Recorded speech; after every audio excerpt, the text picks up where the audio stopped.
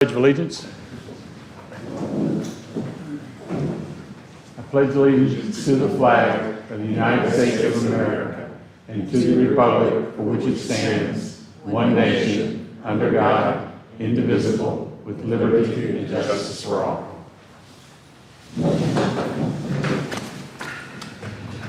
Next up we have is the roll call. Okay, Lenny. Present. Okay. Charles Mason is excused absence. Margaret. Present. Lisa. Here. Okay. Alexandra. Here. Matt. Here. And Lloyd. Thank you. All right, up next is, I guess, ex parte communication, disclosure of any conflicts for the items that will be presented today, which are the vacation disposal of public property and master conceptual site plan. Any? No, sir. No. I did not? None. Okay. All right, next up says special presentation. That should have been pulled off. Okay. Sorry. All right. Let's see. Looks like we got a little bit out of order. Yeah. This is, we have new software, so it's kind of our first shot at it. Okay, We'll come back at it. so we'll need to approve the agenda, to have a motion to approve the agenda. So moved. All right, a second? Second. All in favor, say aye. Aye. Any opposed? The agenda is approved. Let's see.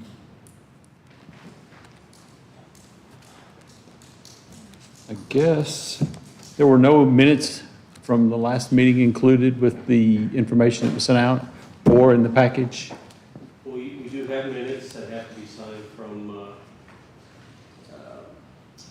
April 1st. Okay, That was the last minutes for the planning board. right. But we never got them. We never got them to review, to approve, or Well, Get them back to you next week. Okay.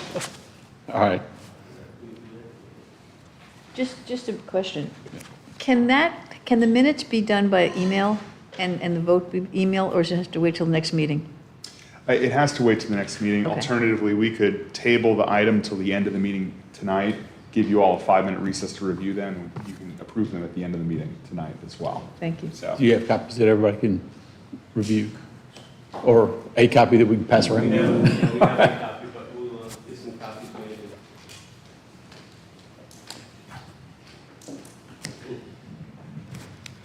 All right.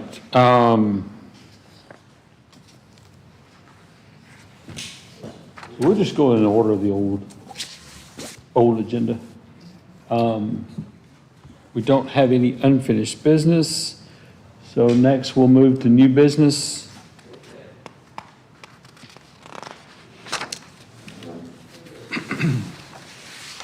All right, so new business, we are talking about a right-of-way easement at 488 North 4th Street. It's case number PZ 24-4. And what we're looking to do, here, let me.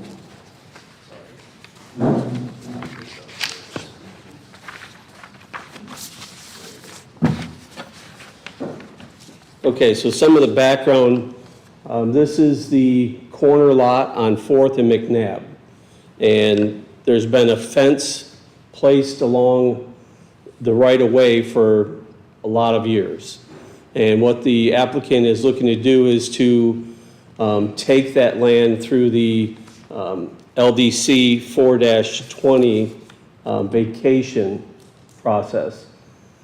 And with the idea that once they move the fence, and just so everybody understands, the yellow is the current property line, the orange is the fence line, and the easement, the right-of-way that they're looking to acquire. And this is all with the idea of a having a fence there, and eventually being able to put a pool on the side of their lot. Okay, so some of the findings on this, let's see, we'll go through those. The fence has been in the right-of-way for 20-plus years at least. They cannot put a pool in the backyard because of the sewer lines and overhead power lines that run along the canal of 4th Street. The stormwater project was designed, and they actually ended up doing it at the end of McNabb instead of in that easement area. So there's nothing in that area at this point to stop them. Along with those attachments with the boundary survey, there's a radius map, a letter of rationale, and basically I copied the LDC 4-20 as well, included that. And what'll have to happen, next steps, we're only here to get your recommendation. And if you agree with it, then we would take it to the commission. And the commission are the only people that can approve the vacation. And it has to be a 5-0 vote. And once, if it passes through that, then the next step, there'd be an ordinance created, and it would go back to the commission for approval. And once that's done, then we look at going to the Board of Adjustments, and that would be for a fence variance of 6 foot high so that the pool would be kind of taken away from the street. You wouldn't be able to see it. And also a variance on the pool because the distance of the new fence line and the house, if they take the shed down, is only about 20 feet. And side setbacks for a pool are 8, so they'd have to do a variance so that they could get a little bit wider pool in that area as well. So this is just the first step in some process.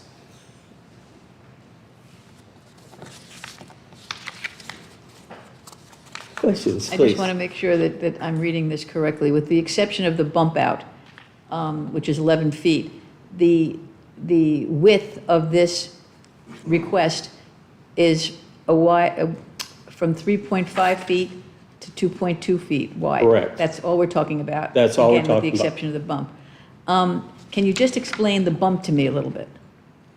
The bump? Yeah, the bump out. There seems to be like a 11, where the 11 feet is. Oh, yeah, this is a seawall cap that the applicant actually had a variance and was able to do that, and that was for the city. So basically, they want to run the fence to that corner so they can maintain that corner as well. And they have been doing that since they actually put in that seawall. So basically, they just want to meet the seawall with the easement. Correct. Okay.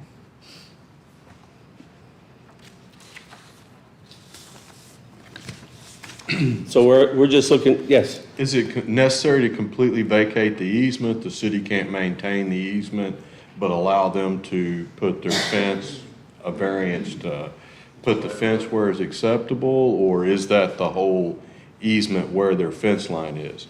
The easement's actually to the road, correct? correct.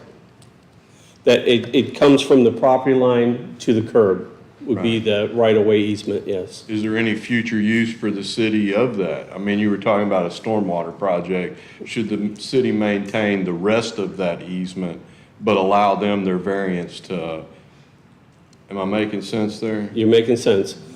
I don't know of any project at this point that would take any of that spot of that property. Yes? When you said that an ordinance would have to be created, would that apply just to this home, or would this become something that would be citywide? No, it would just be for this house, this home alone. Yeah.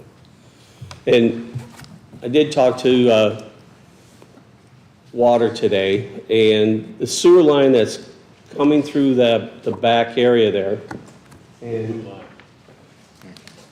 there's a sewer line here that runs to the green, is a sewer line. They've had a problem over the last couple of years trying to get a camera through there. It's a clay-based sewer line, 8-inch, and apparently they can't get a camera down through there. They've tried a couple times, and they're trying to work out what they're going to do. So there is a possibility that they're going to have to dig it up. Now, the applicant is planning on putting a 10-foot gate here if they're allowed this easement, so that they would have access to it. We would have access to it, but there is a problem right now, and there is a brand-new house being built across the street on McNabb, and that will feed into that sewer line, and it runs from the new house down that line. So there may be an issue coming in the future, who knows? That's what we found out today. So the house is built on top of the sewer line? No, there's actually a new house. No, I mean, the existing house. It looks like, Well, some of the houses look like they're pretty close. I don't think it is on this particular house, but I think there's sheds built over top of the sewer lines. As you go up 4th Street, it's definitely close. to the some part of the that houses. comes out in the back, is that part of the house, or is that a patio, or? That, you mean this here? No, the shape of the house kind of looks like a T. There's a spot, there's a part of it that goes down, right below where it says 1 story. Yeah, I think that's all part of that house right there. Okay. Yep.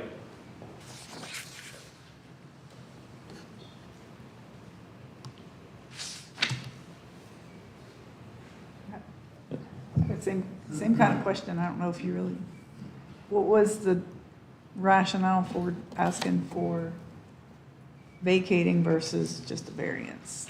To allow them the room, they could basically do the same thing. I guess, because the vacating gives them, It just gives them a little bit more space to but be variance able to would do put. the same thing, right? If you just Well, the variance. variance would be for the full, the fence height, because No, side, I know what the variance for the fence Oh, is, okay. but I'm just saying, why not ask for a variance to have that fence stay where it is, basically the new one? oh, it can't, because it's a right-of-way easement.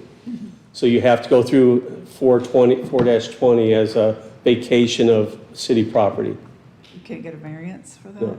Yeah, that's what my question was. Instead of completely relinquishing all rights to the whatever easement there, is there not a variance, say, that they can just put their fence and solves the problem without having to completely relinquish all rights for the city on that easement? Well, if they put a fence on the easement that belongs to us, and somebody gets hurt, they come after us. So I think that's why the code was developed, to protect the city and the people as well. So for them to actually have that fence on that property, they need to own it. And it came to a point when they did the seawall, the fence was pretty old, and when the contractor went in there to put a new fence up, that's when they realized that they were in the right of way and not on the property line. So they can't put a new fence up where the old one was because it doesn't meet code. Yes. Has the city considered any, disadvantage to giving up the easement?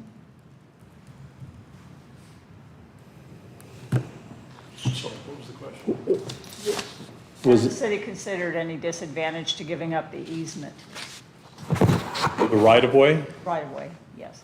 I don't know that there's an advantage or a disadvantage. It's a dead-end street, goes right into the water, and again, all of the city's current projects have been designed around this, so this right-of-way is not necessary, this particular portion of right-of-way. And as Corey told you, when and if, probably more like when, this sewer line has to be maintained, they have access to that sewer line to maintain it. It's vitrified clay. It's been in the ground probably 50 years. Probably, they can't get a 3-4 inch camera through an 8-inch line, so you know what the status is. There's going to come a point in time where it has to be maintained. That's why they have to maintain access to it through the fence to allow the city to get in and either dig it up or replace it. That sewer line is sandwiched in between some aerial telephone and electric lines, the house, and the dead men coming off the seawall. So it's a kind of a constrained area in the backyard there. And it's a prescriptive easement. It's not necessarily an easement on a plat. A lot of these old houses like this have prescriptive easements where the sewer line's there. That's why you've got houses very close to them. You've got sheds built over some of them. And in this case, at least there's not a permanent building over it. It's close, but not over it. So. I always bring my dictionary with me. Any other questions? No, I haven't done. Okay, next up is public comment. I have a request from Mike Johnson.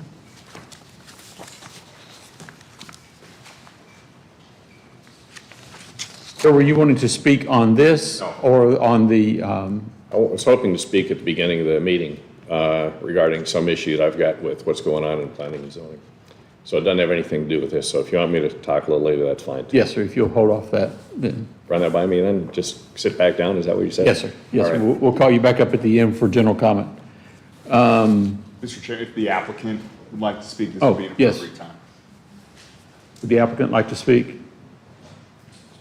I forgot about that, sorry. Thank you for reminding me. Thank you.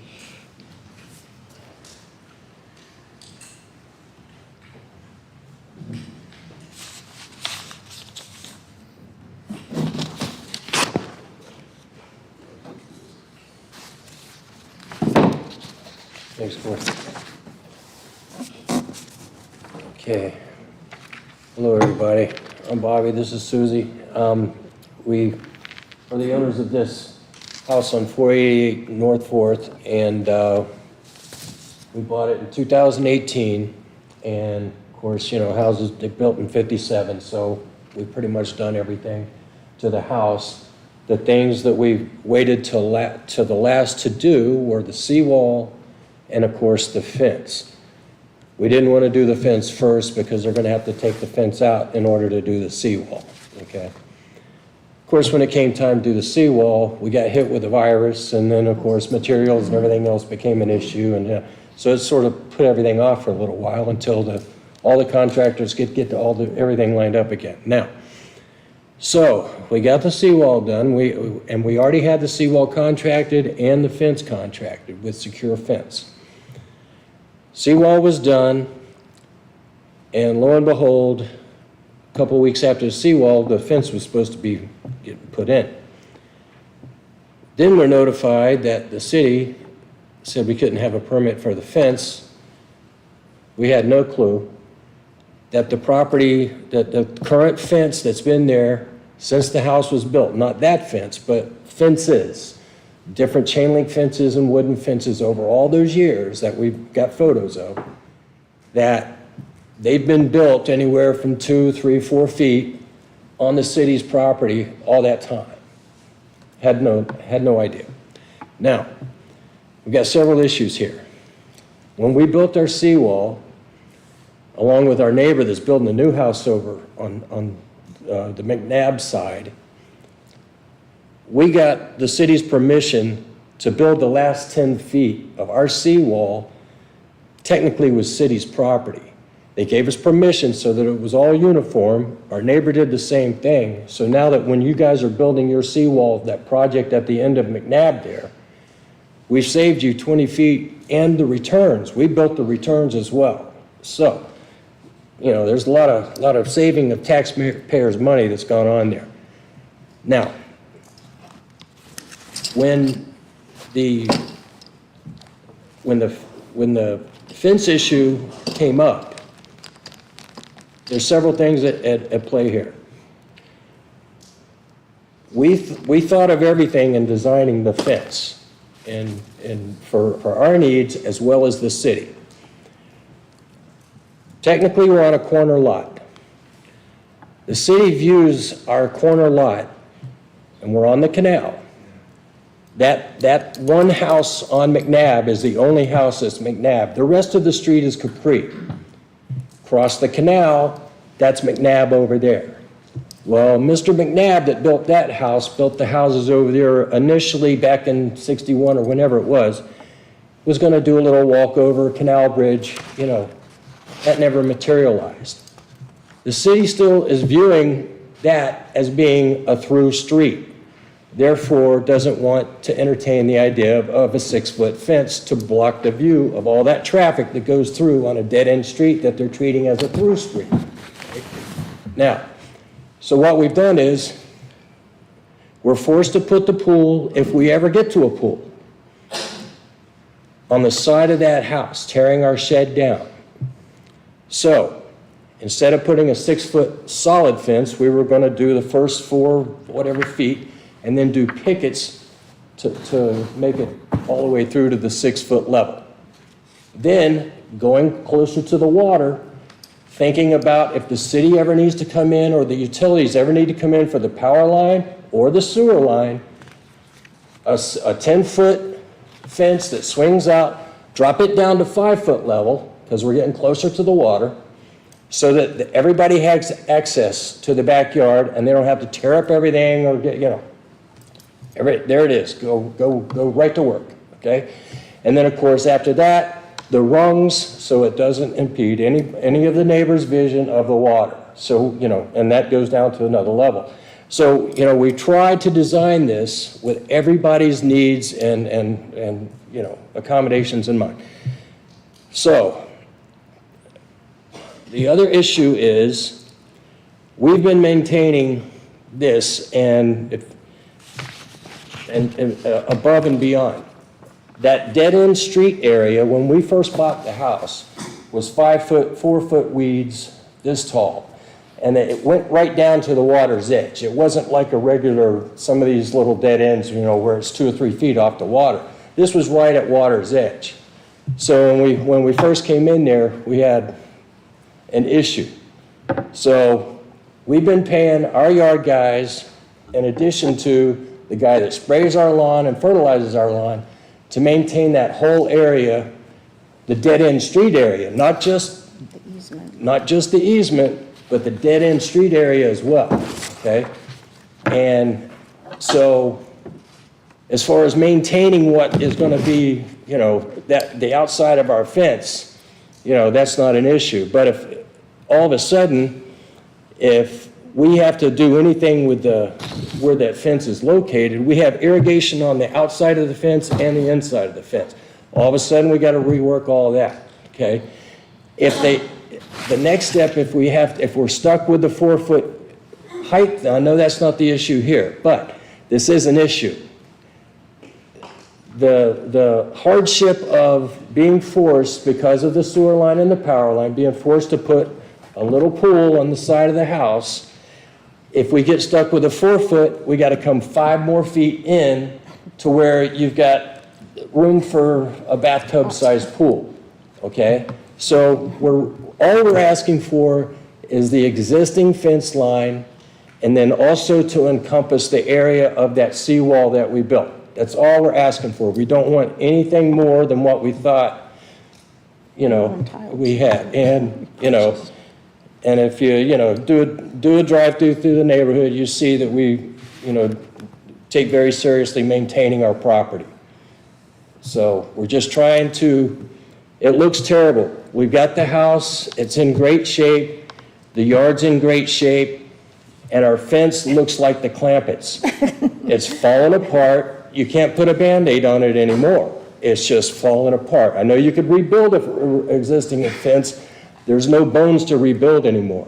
So we're just trying to beautify and bring the fence to match what we're trying to do with the house. That's all we're trying to do. Appreciate your consideration. Thank you. Any questions for the applicant?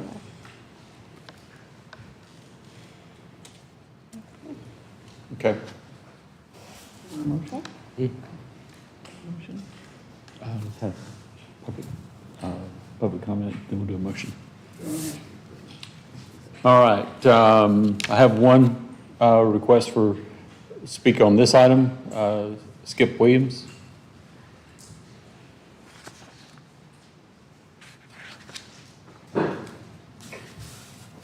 This isn't something that came up last week, last month, or even a year ago. It's been going on for a while.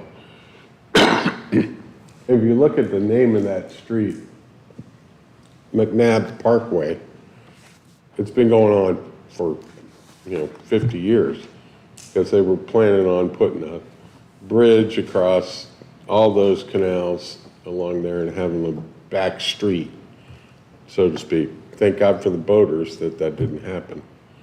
Then we'd be very limited on what kind of boats we could have. It'd be kind of like over there in Merritt Island, the people on the west side of North Banana River Drive. All they can do is a center console and pull their antennas down. But anyway, so in my mind, there's zero detriment to the city to allow this, if the commission approves, and if you guys, I guess for you guys, at this vote, would only have to be a 3-2 vote to move it forward to the commission. But there's no detriment to the city to do this vacation, to allow them to have this fence on the same property line the same fence line that's been there since 1957. It's not detrimental to any future stormwater projects to, catch water or run water, that could potentially go into the canal. We understand that there's a nuance with the sewer line. He's in his building permit for his fence, putting in a 10-foot outward opening gate to allow the city access to his property to do that. Now, the variances will come later and they'll go to Board of Adjustment, but obviously he can't put a pool in his backyard under electric lines and, through a sewer pipe. So he just wants to put a, I don't know if you guys have ever visited any of Don Haynes' properties out at the end of Minuteman, but they have small pools. They're functional, but they're small. And that's all they want. So I would just ask this board that if you have any qualms about this, as to whether you'd support it or not, well, I'd say not support it, that you would table this issue and call for a site visit with a representative from the clerk's office to be out there to make sure you're all in the sunshine and actually go look at the property. And I'm going to ask the commission the same thing when it comes to the commission for the 5-0 vote. If they have any qualms, go out there. I've been there 6 or 7 times. I've been there with the city manager. I've been there with Randy Stevenson. I've been there with the city engineer. And everybody says, this is kind of a, something that's very feasible. I didn't want to say no brainer. But anyway, and if the legal representative, Garrett, thinks we need to add anything in anywhere to make sure this sticks and is viable, like their 10-foot fence and all that, to make sure that's part of the record, then please do. Yeah, absolutely. I was going to advise the board on their options with respect to when they recommend approval to the commission. They can include approval conditional, on certain items being met, like a 10-foot swing fence to allow city access. Right. I think that should be, I think it would be prudent to include that you know, and so it doesn't fall through the cracks when they get their fence permit. But then even on their fence permit, they're allowed 4 feet. They're gonna go 6 feet, but the top 2 feet is just gonna be slats. So there's gonna be ventilation and some viewing through there, but it won't be like the guy next door on the west side is gonna build a multi-story house. And you just want to have a little bit of privacy. They're going to be close enough to the fence in their pool, a little bit of privacy that way. So my main point is if you have qualms about passing this, and you don't think you're going to at least get a 3-2 vote, then feel free to table it and go out and do a site visit with the city clerk to make it palatable with the sunshine law. Thank you for allowing me the time. Thank you. Call for any other public comment this time? Yeah. Do we have any other public comments? All right. So with that, I guess next we need a motion. Yeah, I'm going to try. We don't have one, so you'll tell me if I'm messing this up. I'd like to make a motion to recommend to the City Commission a request by the owners of 488 North 4th Street to vacate a portion of the McNabb Parkway right-of-way as shown on the survey provided to the Planning Board by the Department of Development Services. The recommendation should include a provision that an access fence be provided and that the fence does not exceed 6 feet in height. Fence material should be coordinated with the Department of Development Planning Services. That was very, very, very good. But- The only item, that last clause there, the fence material should be decided in conjunction with planning staff. That's already the law, and it's Okay. not really So we can take that out. an item of consideration. It'll be the motion minus that. Good. I'd rather have too much than not enough in my motion. Thank you. I didn't hear anything about the gate either. I said a gate, that an access fence be an access gate be provided. Okay, And that the fence does not exceed 6 feet in height. A second. All right. Any further discussion, Ms. McCoy? Right there, does the fence have to be 6 feet or 4 feet? That code is 4 feet. They'll go to the board for a 6-foot variance. Any other discussion? All right. We have a motion and a second. All in favor, say aye. Aye. Any opposed? All right, the motion passes 5-0.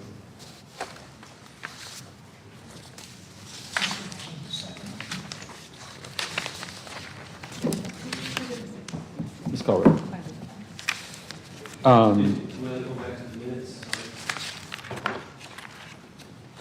Sure. Has everybody had a chance to review the minutes from last meeting?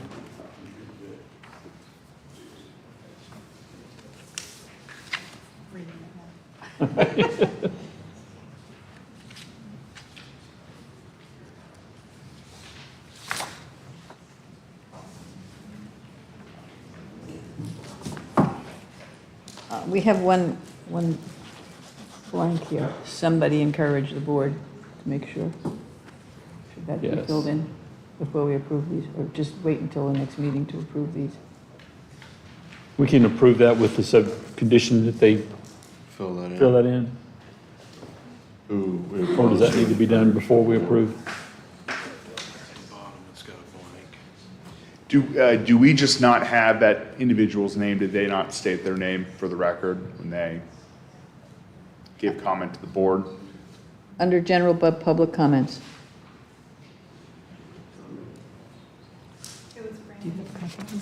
I just handed it to him, I was reading it. I'm sure we can find it. Okay. Yeah. We'll just table it. I'd recommend the board just table it until the next meeting. Okay. So we'll table this. All right, next up on the agenda, Master Conceptual Site Plan Development Review and Recommendation, 401 Mead Avenue, Case B, case number PZ-22-22.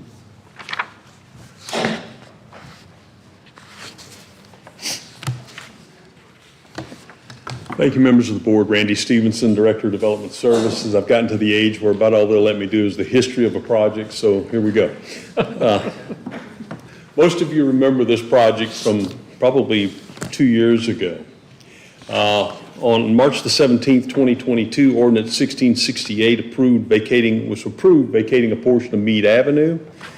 And then on July 7th, 2022, in a variance case, number 22-15, a variance was approved to allow the height of the resort not to exceed 70 feet, constructed to a maximum of 70 feet. Those two portions of approval are in place.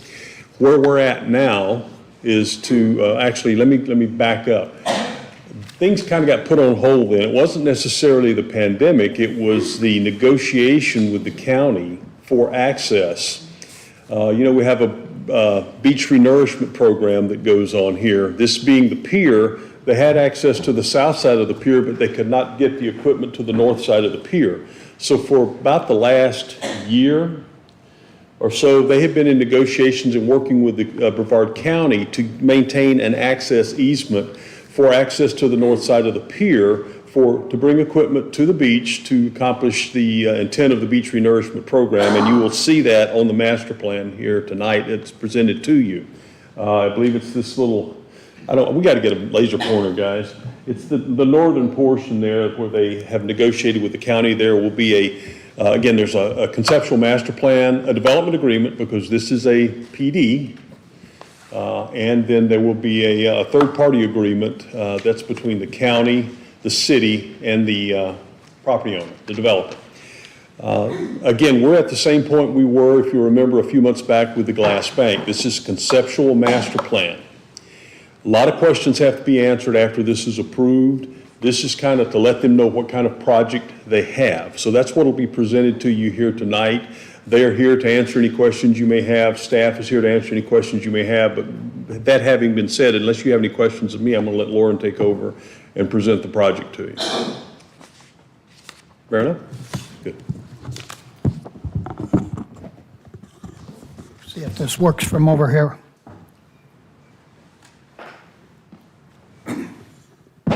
So what we have here is the Westgate Planned Unit Development.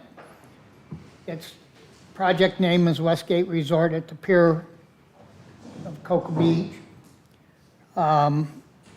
The owner is Westgate Cocoa Beach Pier LLC.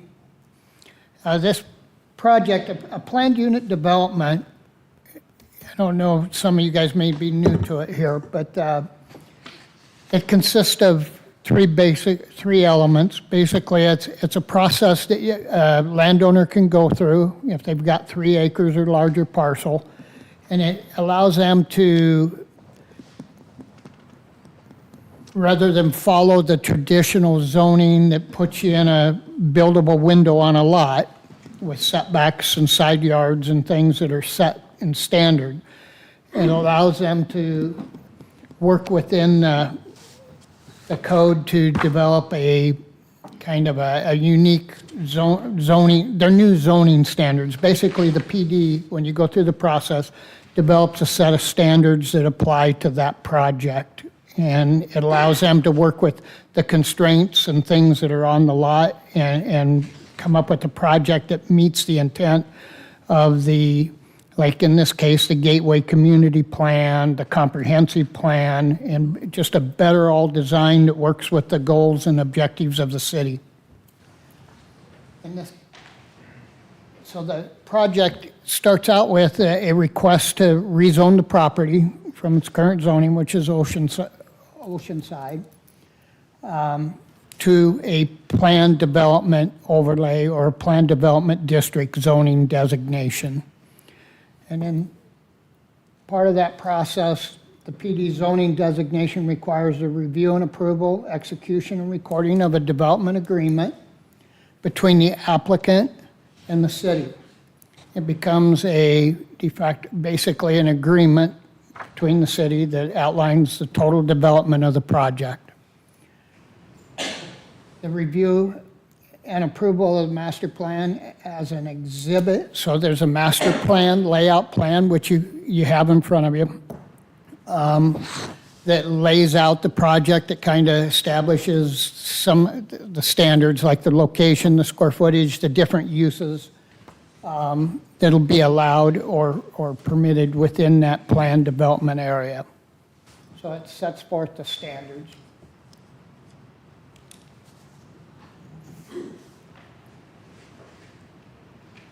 It covers, the planned unit development establishes the permissible uses, sizes, and dimensional regulations that will be allowed within the planned development. Now, shown on the master plan is a layout of the project, including vehicle, public transportation, pedestrian access areas, landscaping, lighting, signage requirements, and the incorporation of low-impact infrastructure solutions for elements such as on-site storage of stormwater and protection of coastal areas, which was also part of the three-party agreement that Randy mentioned. So in this plan development, Westgate has presented the city with a conceptual development plan that has several different elements of it, but the primary elements is, of course, the walkway and the access to the beach on the north, along Mead, around Pulsifer, and access that'll go down Pulsifer and wrap around, provide access off of the end of Pulsifer Street, as well as a link back to the pier. And then it'll include a walkway through the center of the project that goes to the pier from the general parking area. So it's a 116-unit transient lodging or hotel. It has, it's part of the agreement is that it not diminish the available public parking, so the project maintains the public parking that was there prior. Plus, creates additional parking. I think there's 616 total parking spaces being provided for this project.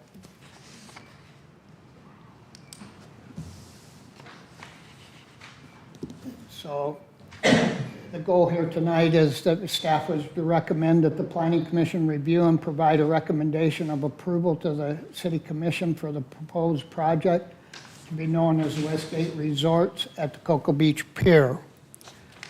So with that, unless you guys have questions, I formally enter, the staff report and analysis into the record. In addition to that, we've outlined the next step, will be for this board to make the recommendation to the commission, and as it goes through the commission, it's kind of, if they approve it, it'll be in what we call the final stages, but that's still not the end. The master plan and site plan and redevelopment agreement will be forwarded to them, and should it become the project proposal as approved, in other words, if this gets approved, then it goes into final engineering, architectural plans, along with the required studies, traffic, stormwater, et cetera, will then become forefront for the project to meet and massage it to meet these standards that are contained within the development agreement being proposed.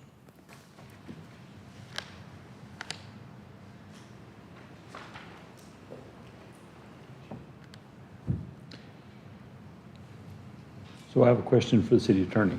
Yes. What are we approving tonight? Is this the rezoning to PD? Is this the conceptual plan, the development agreement, all of the above? Or maybe Randy can ask. All of the above. All of the above. All the above.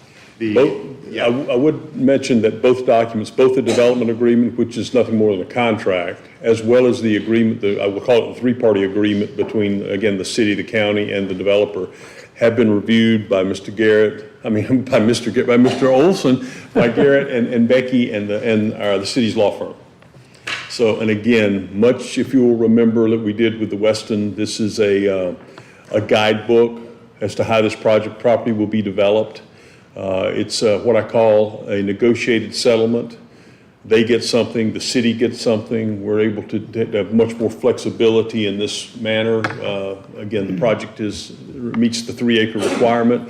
It already has the required vacation of the Mead right, a portion of Mead right away, as well as the height variance. And again, I think Lauren mentioned this, but there are 38 public spaces out there. Those spaces have been not only replaced, but have been kept part of the city's public parking system, so there's no loss of public parking there to the city. And then again, as you go up further into the garage, they have another 500-plus spaces up in the garage to service not only the back of house, the employees, but also all of the rooms, obviously, and the resort. And that large area he talked about that runs through the middle is maintaining public access to the pier. So you'll still have public access to the pier. Okay. With this, does this kick it into a quasi-judicial? Oh, this is absolutely a quasi-judicial proceeding. So don't we need to swear in anybody coming up to speak on? You can if you'd like. I mean, generally, we've been operating informally thus Okay. far, so it's fine to proceed. Okay. Yeah. That was the biggest thing. I just want to make sure we didn't mess up anything with the quasi-judicial Yep. part of it. If there's any testimony that, or evidence that comes up, or things that people purport that, I want to, caution you, I'll raise that then. Okay. Yeah. All right. Any questions for the city staff? Yeah, can someone walk me through how the people who park in the public parking lots, which are marked 2, get to the beach? Can you show me on the site plan, or how that happens? If they're parked in the open or in the The parking number garage? 2, the number 2 garages and Yeah. Now, how do they get to the beach from there? Go back one. If you're parking in the public garage here, which are the spaces on the ground floor as you enter, Yeah. you still have public access right through here. So that, this Walking path. this promenade, this walking path is public? Yes, Okay. yes. And also on 14, 14 on the development plan is again public parking. And I have the same question. Can you just show me, if I park there, how I get to the beach? Again, most people that exist today, most people that park on Pulsford just walk straight out Pulsford to the beach. Just straight down? Right. Okay. It's just showing pretty trees, so I'm wondering how I'm going to get Right through. here's there's the access right there. Oh, there's that little path Yes, ma'am, there. you park Okay. here and then you Okay. can walk. All right. And Ms. Snyder, I was also informed by the project planner, there will also be a walkway there over the dune to Okay, get to the beach. okay, good. All right, those were my immediate questions. I see what, before you do that, let's hear from the applicant. She might answer some That's of probably our a good questions.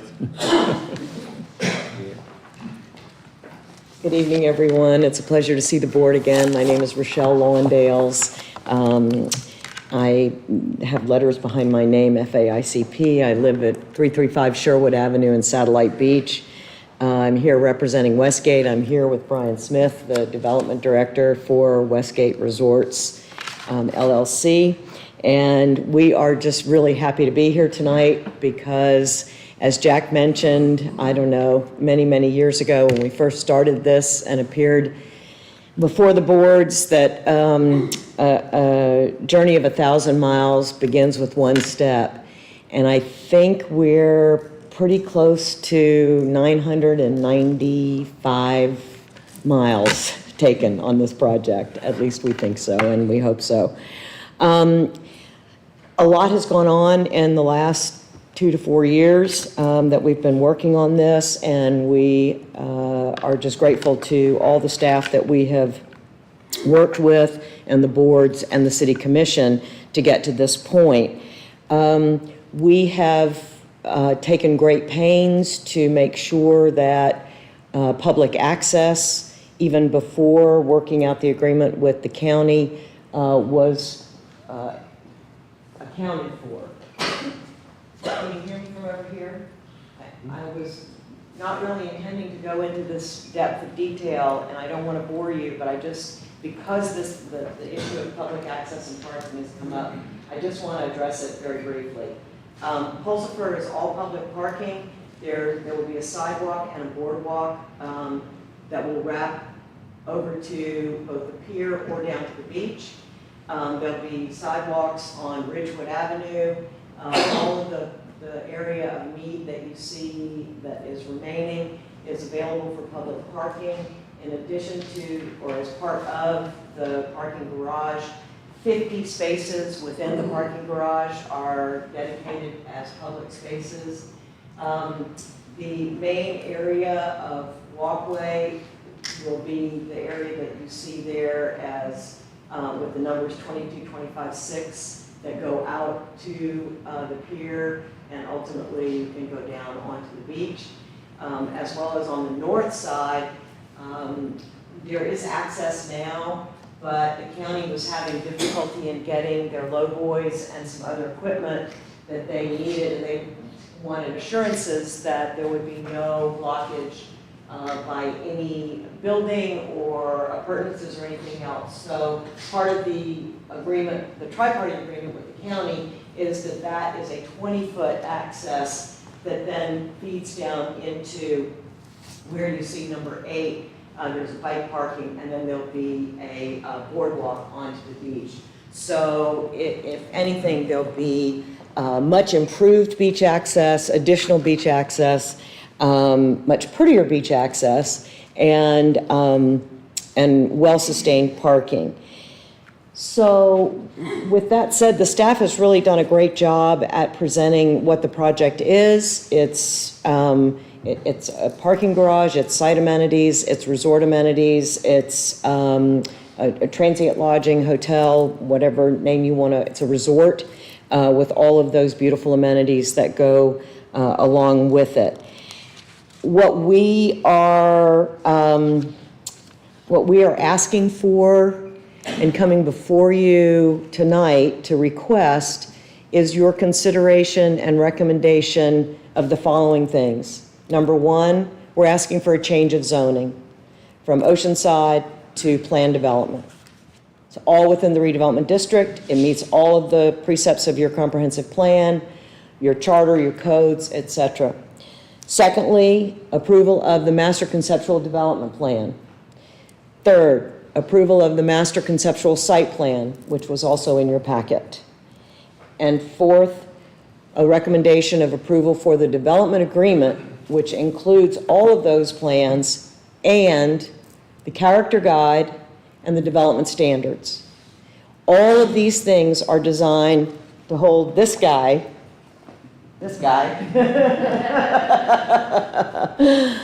accountable.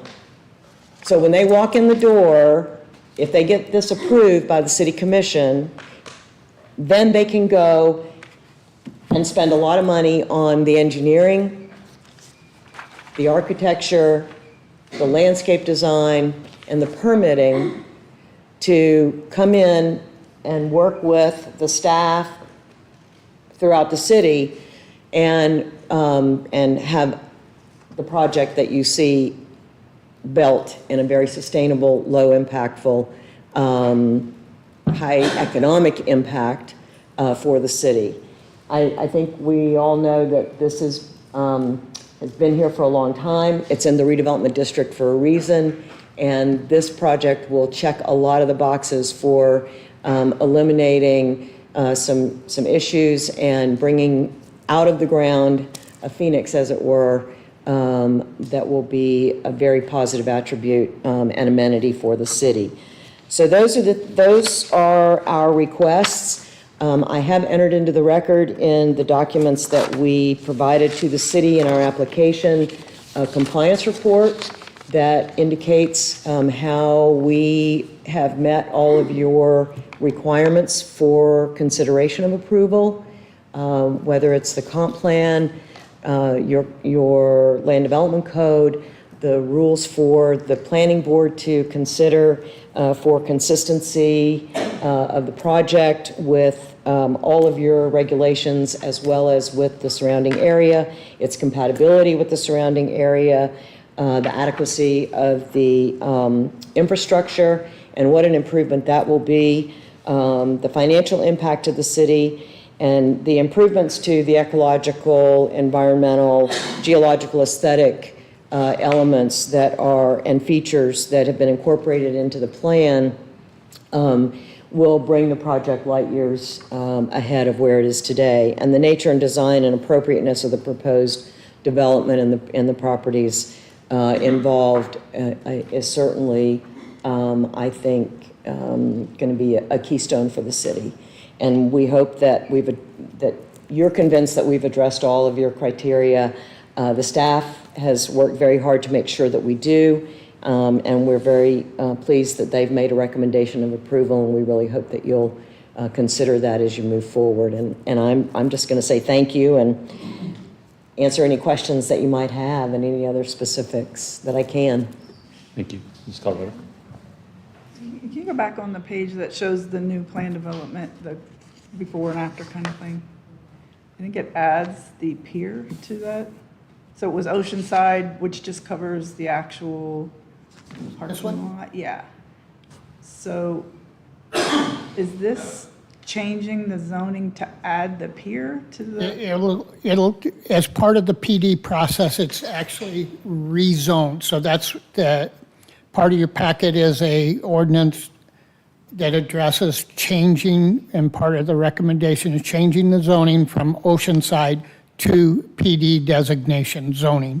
Yeah, I'm just saying, I can't tell if the color is, including the pier as the zoned area. Well, they own the pier, I just marked that so that, It's a transient thing. I mean, usually the property, like a but temporary thing like that would not be like zoned on the beach.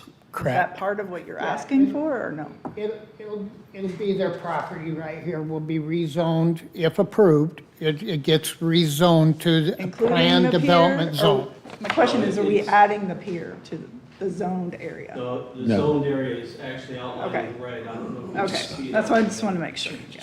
The property belongs to the. And then, so that's good, thank you. And then, parking, what is the minimum parking required? I know there's not a number in there, I know there's 616 spaces, but, and the reason I'm asking is, there's also a requirement not to have excessive parking, so I'm not sure how you calculated the number of parking spaces. The parking was based on the city's code, and these are the numbers that are required by the city's code. We do have extra in order to accommodate additional public parking.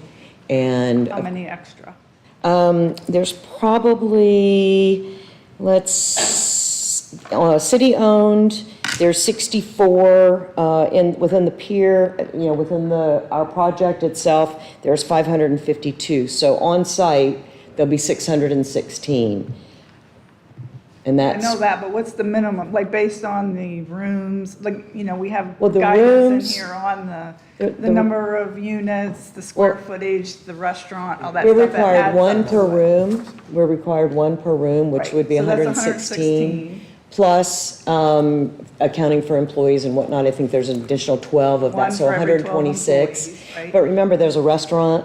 Right, so there's- what's the square footage of the restaurant? Because it's based on square footage or seating, so I'm just trying to get to what, you're saying covers the minimum, but what is the minimum? That's all I'm asking.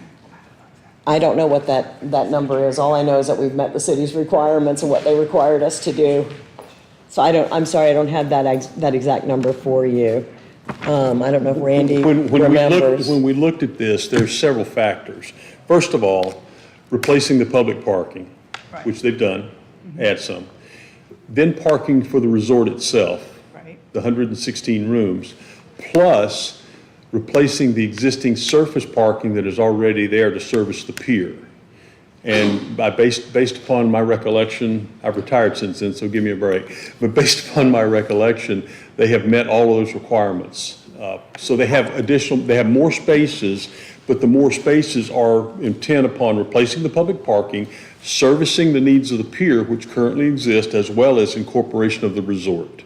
Well, I would say the parking that is for the public, that the part that you're making sure that we have the parking lots the parking spaces that exist, I would consider that part of it. I'm just saying, is it like 100 extra spaces, is it 200 extra spaces? I'm just, The number that we have. and let me just say why I'm asking, because this is like a oceanside pedestrian and bike-friendly place. And throwing 200 extra cars in there, whether you have or townhouses on the Pulsifer, on the south side of Pulsifer, I would consider that excessive. But I would tell you, and I don't mean this, I mean this in a very, honest way. There is no developer that I've ever known or worked with that generally volunteers to put in more parking than a local government requires them to do. And so I think that the number that we're working on right now, which is 552 in the garage itself, which includes 50 for the public, is what the city codes required for all of the uses that are on site. I can't give you a breakdown of what those are. I can certainly provide that. I can get with the engineers and provide that to help you with that. But these numbers and this project was designed to meet the codes as required by the city. yeah, well, part of the code is not being excessive, not having excessive parking. So I don't know. I But can't tell what the again, answer is. just as a broad brush, just to give you an idea, there are currently 318 spaces out there. Right. When this is finished, there'll be 616. Yeah, I know. Yeah, I read all that, but I'm really trying to say, based on what the new plan is, what is the code's guidance, using the code's guidance or whatever. Again, one per room would be 116 116 spaces. plus the 50 that Plus- makes sense that we should just make sure we Right. have. So that's, Plus backup house, plus certain, remember, the pier is still open. It's public. And the restaurants are I'm there. not, Ari, I'm really just trying to find out the number. I just want to know what it is. It's just like, Okay. And again, understand, this is a negotiated settlement. But parking, let me see if I can get this broken down because it's been dissected many, many ways. So actually, right now, there are 344 spaces on site, I believe. And with the proposed garage and the remaining spaces that are going to exist on Pulsifer and Mead, we're looking at 616 total. yeah, I got the total. I know there's a couple extra 100 spaces compared to like before and after. So how did that come about? That's all, that's one. Well, when you add 126 to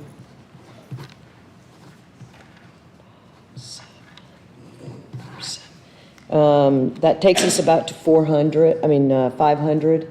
And so the extras are pretty much what's on the surface. When you add in the units to what's already existing there now, and you factor in the current uses, the employees that will be there, lobby staff, maintenance workers, housekeeping, An extra all of those 116, things. is that what you're saying? Pretty much. Roughly, then probably the base, that's the low number? Okay, so it's a little over 100 extra spaces into this I area. can't say they're extra, I just know that this is the city's requirement. So I don't think they're extra, I just think it's And then, required. the max lot coverage on, I think on your Exhibit C, it says 58% on the drawing, but in the actual agreement, it says 80% lot coverage. So which one is it? It says what? The lot coverage, allowable lot coverage?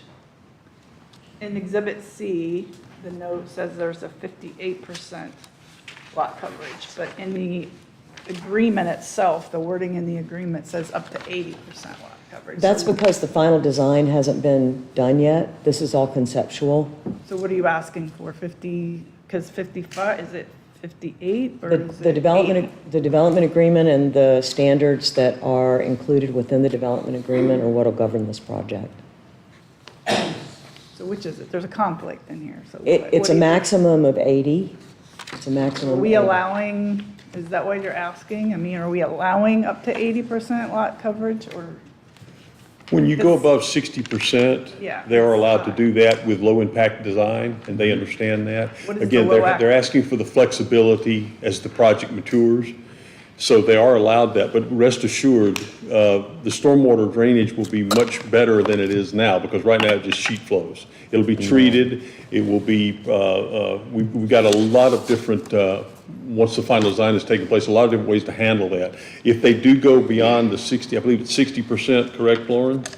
They have to employ some low-impact designs, which are open space, things like this, treated water. It can't be discharged, it has to Yeah, be so retained. you're on getting site. at why I'm asking, because if they're over the 50. They have certain parameters which they can't go over What are the them. low-impact designs Yeah. that are included? Because I don't see that. And again, I don't think they know yet, and they're not sure they're going to go over the 60%. But we're asking for the leeway to do that as the design matures. Rest assured, if they go over the 60, they will handle the stormwater in a low, and Yeah, incorporate the those low stormwater, impact. I'm sure is going to be designs. better, but it's Yeah. the low-impact design piece that goes with it if you go over the 55 that's in the code, so. There's additional landscaping, there's greater amount of impervious surface, of pervious surface as opposed to impervious surface. So There would be- materials like pavers or additional grassy areas, or there's all sorts of landscape treatments that can be done that incorporate or result in low impact to the environment. And the city has a litany, has a whole section in their code on what those are. Yeah. Recycling of stormwater for irrigation, things like Yeah, that. I kind of know what they are, I'm just wondering, what are they planning to do? Because if it goes to 80, if we're allowing to 80, then it's required to do some That- kind of offset. Yeah, that'll be up to them to come up with as part of their We stormwater don't plan know. and their So plan basically, we don't know as they yet. move to the next stages in So we don't know development. at this point, it's just. Remember, Could the be- hard design on everything comes after this fact, after this approval. This is all This sets the conceptual. standards and then conceptual. they have to achieve them. So what this does is that, what this request and what you set this code up, when I say you, what the city set the code up to do is to give parameters, to set boundaries for a project to be considered and have the flexibility for give and take between the city and the property owner. This has been done at the Westin, it's been done here, I believe you did it at the Glass Bank. I don't know where else you may have used this tool. Yeah, I know that all this can happen. We've had other plan developments. I'm just really trying to figure out what it is that you're asking. This is like a set of. The PD concept, as we've explained before, is fairly new to Cocoa Beach. I've been doing them for 40 years. Me too. So, and so has Rochelle, exactly. It works. This is, again, a negotiated, and we're setting the parameters that will be narrowed down as we get further into the engineering and what I call the serious dollars of making this project go, the architectural, the engineering, the traffic, the stormwater. Those are things that we don't know exact answers to at this point, but we are in fact setting those parameters and setting it up in its own zoning category, PD. So that's what the process is all about, the negotiation, the development agreement that sets up the parameters for the development, and the master plan, and the conceptual master plan, and the site plan. So if there's a difference between an exhibit and the agreement, does the agreement take precedence? So you're basically saying it's going to be up to 80%? The then you'll have to figure out how development to do it. agreement will set the standards, like where you read that 80% lot coverage. if that goes through with that, that's what they won't be able to exceed that. That'll be part of this agreement. So that's what you're Now, to asking. get there, they're gonna have to address stormwater, they're gonna have to address water quality, they're gonna have to address everything to meet that. Based on the 80. It's going to be the high, be the the environmental 80, right, impacts I will got be it. based on the highest the potential use. That's basically what, I think that's what Lisa's saying. Yeah. And that's what, I'll have to figure it out. is that what you see, is that what you're saying? So when they do their environmental impact study, the traffic, the stormwater, the utilities, the parking, that, it's all going to be based on the highest potential use, which is 80%, not on 40%, and then turn around and give Yeah, them 80%. it's gonna be, they're gonna design it to these standards that we're looking at in this development agreement. I think it So would be the based off of 80% what their lot final coverage, the design setbacks. is, not necessarily That's off of the correct. 80%, Well- unless their design meets the 80%. But the impact statement usually is done before the final design. So therefore, the highest, it stands to reason, I mean, any development, and planned development I've ever been involved in, we've always had, the developer always had to go to the top, to the high, to the worst possible scenario, I'm going to say. And then, In order to do that, though, there are many trade-offs that the developer will have to do in order to be able to, it's kind of a carrot and a stick. Right now, the codes would allow for what I call just, black and white checklist items. This way, the city has a lot greater hammer in order to exact from the developer things that are beneficial to the city.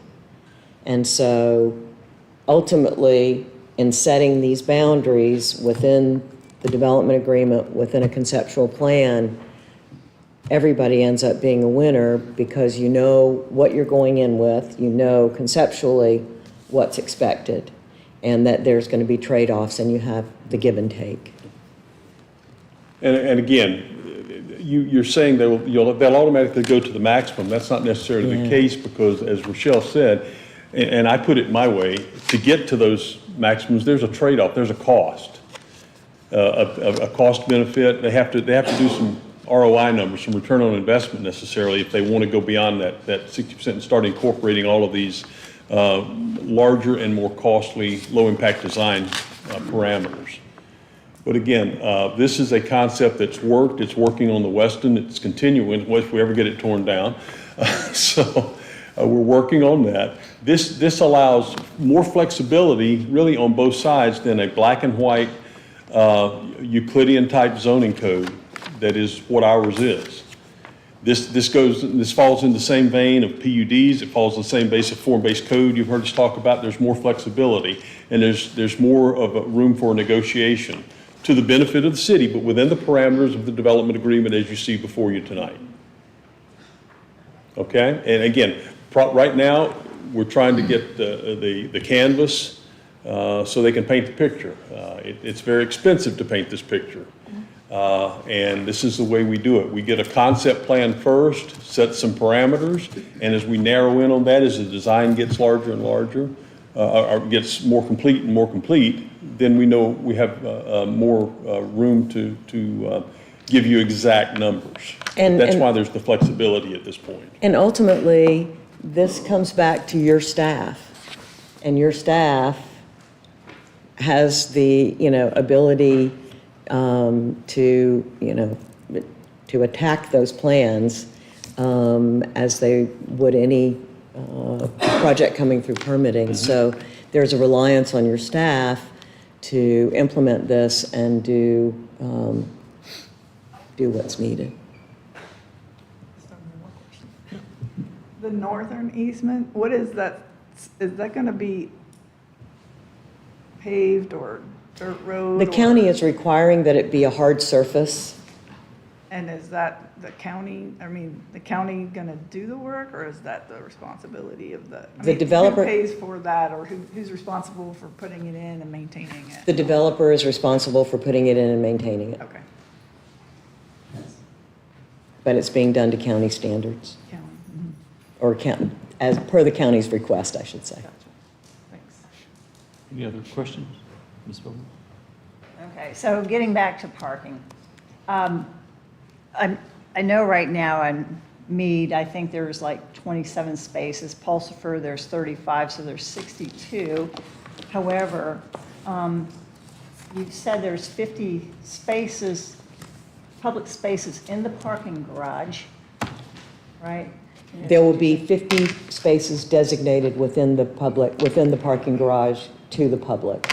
Okay, and then that is independent of the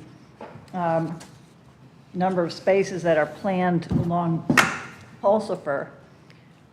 So to that 50, you add the ones on Pulsifer, correct? Yes, That are outside? yes. Then you had mentioned that there were parking spaces on Mead? Yes. Where are they? On the public portion of Mead, in that area that's, I think identified as number 16. 16. Yeah, on the north side of it. Oh, okay, okay. I mean, it just, it doesn't look like 16 on the, on the site plan here. It's not 16 No, spaces. it's not it's 16 spaces. It's Reference number The 16. number, the Oh, I'm reference sorry, number, I'm sorry. legend number. Number 16, but there's like, okay. I think there's like 7 or something like that, 6 or 7 spaces on Mead. Okay, so there's 7, and those would be public spaces. So in aggregate, we're going to have 7 plus. Oh, yeah, that's much better.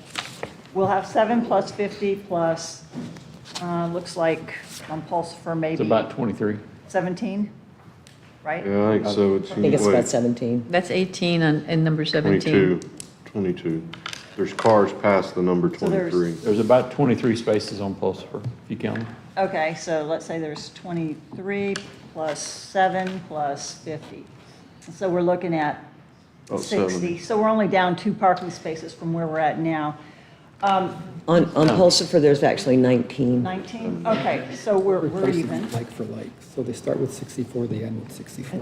We have, Yeah, in fact, yes, what we Brian have just. 30 outside, we have 50 inside, so we have a total of 80 spaces. Chairman? If we can hold on for a moment.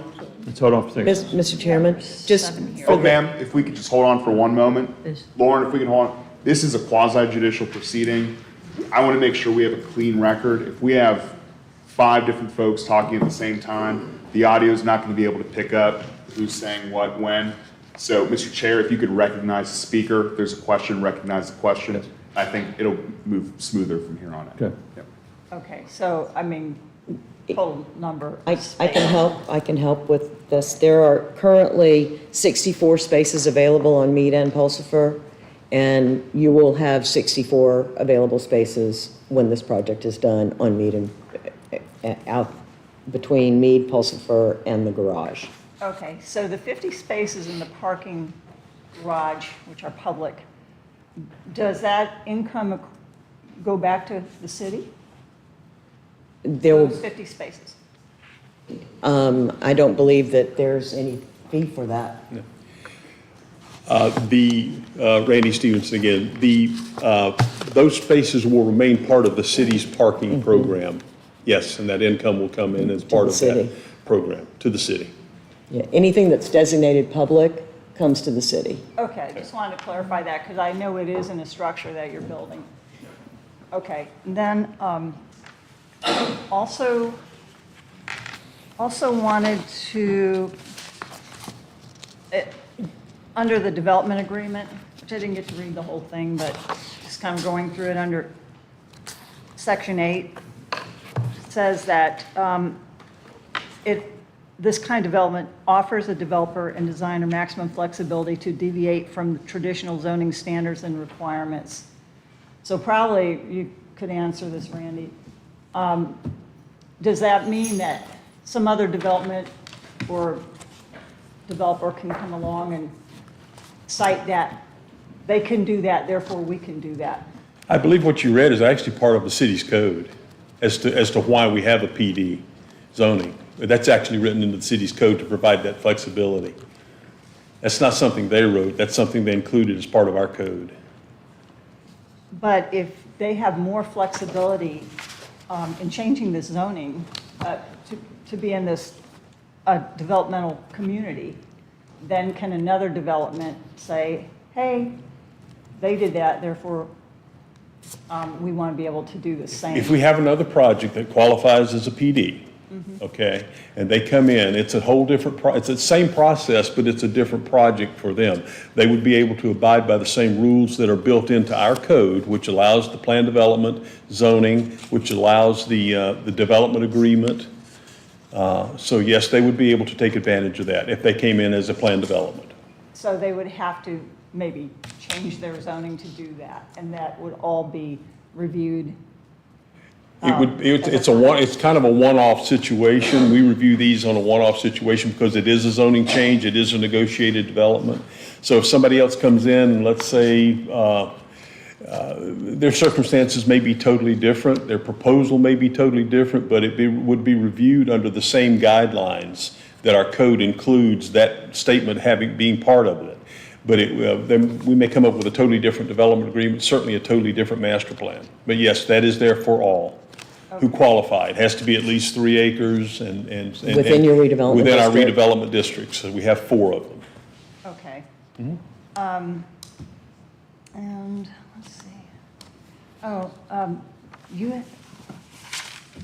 had, Rochelle, you had said that you would like us to consider approval of the master, approval of the development agreement, but tonight, or some kind of recommendation. But how can we do that? Because it's a big document, and I don't think we've had a chance to read it.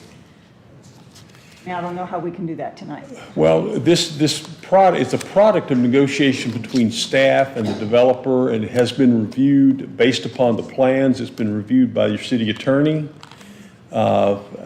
Certainly, we've tried to provide you time to read it and to review it.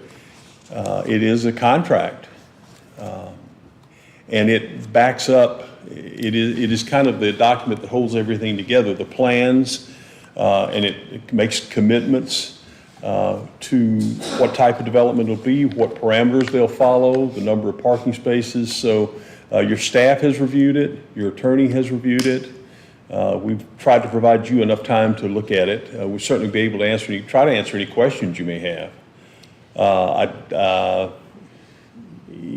don't know if additional time is necessary. That'll be a decision of the board here tonight. But this is a standard development agreement, and standard in that it follows the same parameters as one of the last ones that was approved.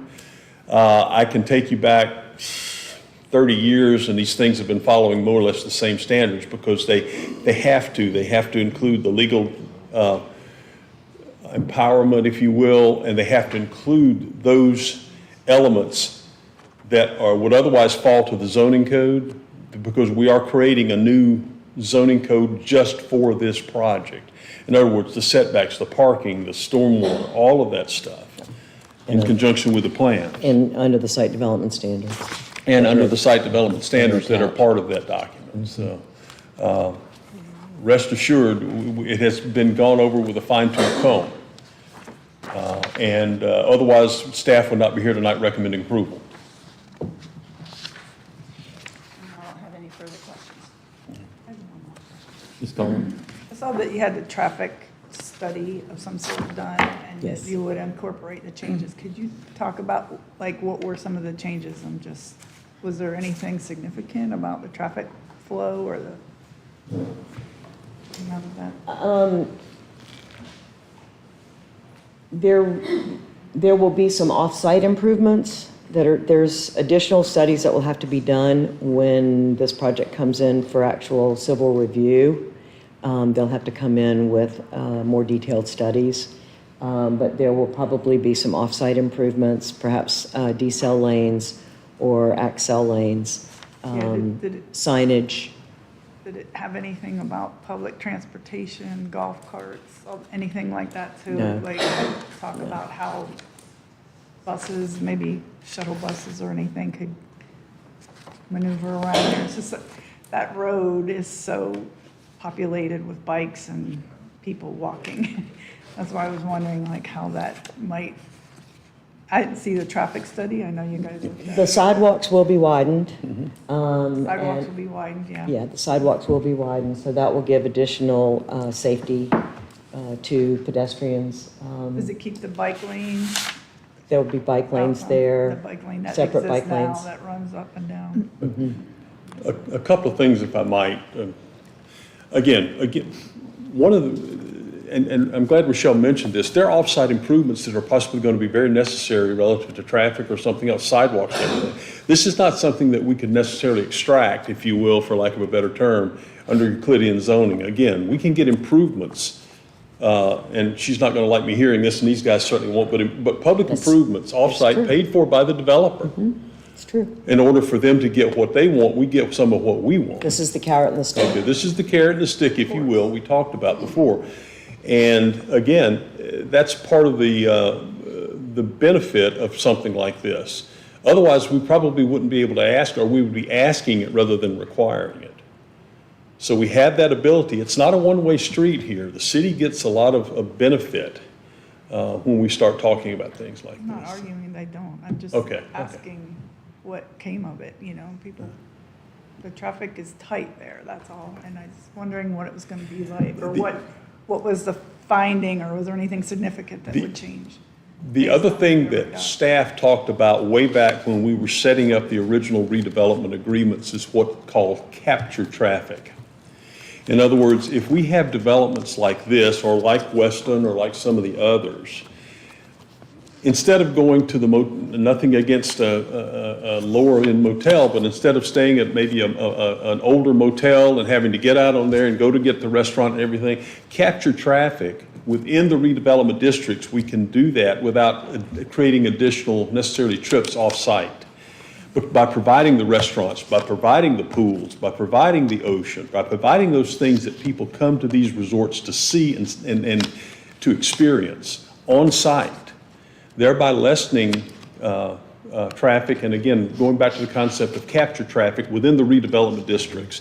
This is all a part of this, as is Weston, as is, maybe the Drift over in the Gateway that we've been talking about, because there are restaurants there, there are people that want to go out to dinner, they have a couple of 3 options without leaving the site. I'm not saying it's going to catch everybody, it won't, because I may not like either of those 2 restaurants, but the option is there for them to do that. This is a popular resort concept from way back when. Some of the larger ones, I've been to one and stayed 2 weeks and never left the site because I didn't have to, because everything I wanted was there. But so here's that concept of capture traffic that all goes into, it actually went into the creation of these redevelopment districts. There's small scale internal transportation that we're trying to make a part of. That's just outside the right of way. There's pedestrian traffic that'll be north-south on the beach, especially at the Westin, to capture some of that type of traffic. A lot of walkability Yeah, here. walkability is what we're talking about. Okay? Any other questions? All right, next up will be public comment. Before anybody comes up, we do have an email. I think you pronounce it Mike Haddad, Ola Grand condo owner, 5350 Ocean Beach Boulevard. And he sent an email stating, "Thank you for the opportunity for the neighborhood to provide feedback on the proposed project for the Westgate Pier. As a condo owner next door at 5350 Ocean Beach Boulevard, I have no issues with the hotel idea per se. My concern pertains to the height variant issue, as in the structure being allowed to be higher than the rest of the Cocoa Beach buildings.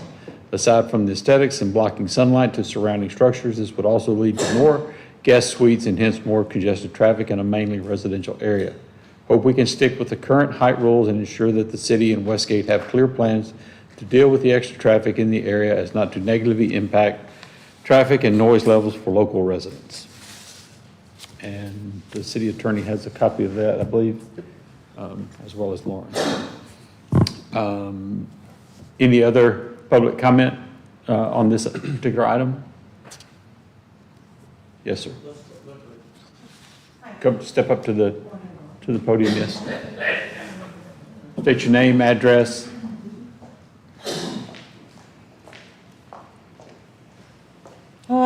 Lynn McCann, address 4800 Ocean Beach Boulevard, 5 condos down from the pier. The beach access, we already have quite a few people going to the beach. And now you're going to have the people from the hotel going to the beach.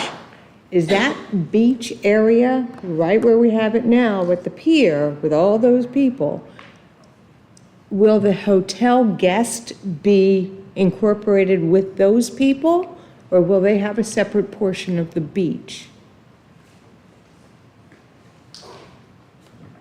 Sure, come on up. The beach is public, period. Okay, right. Now, the access to there on, we can, we've got different types of access. We've got crossovers, we've got streets, we've got dead-end streets, but once you get to the beach, it's public, period. To my knowledge, no private beaches in Cocoa Beach. Okay, so the hotel people will be using the same beach? Yes. Thank you. Any other public comments?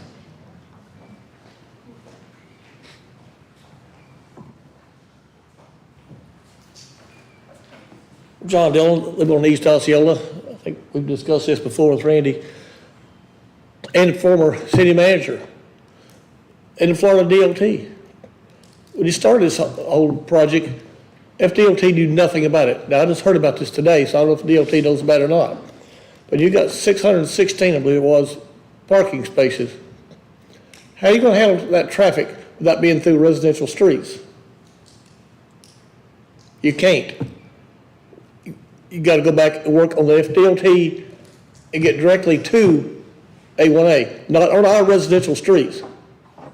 Residential streets were not designed for traffic like any kind of load at all. Plus trucks and buses and everything else coming through, which some of that do now. You got a problem. Traffic is totally, again, the city manager, former city manager, reword that they're doing a traffic study about that. I've not seen that yet. That was just a lie, period. Lady was talking, there's traffic every weekend, traffic's backed up 2 or 3 blocks. That's only, just the parking lot there. Think what's gonna be when you got 600 something cars that coming in and out. Then you come back with your electric bikes and scooters, that type of vehicles. We see them walking the dog out there every afternoon or early night. They don't drive nowhere, they don't stay nowhere close to the speed limit. They're just inviting problems there. You got your risk. The city is kind of always ignoring risk. Again, your residential streets. That's something you need to make sure we do not get on the residential streets at all. We don't need that. You're inviting all kind of problems. So my question is, if this board don't know about this documentation, haven't read it, don't understand all about it, how can you vote for this tonight and go home and sleep it and then understand what's going on to it? Thank you. Any other public comment?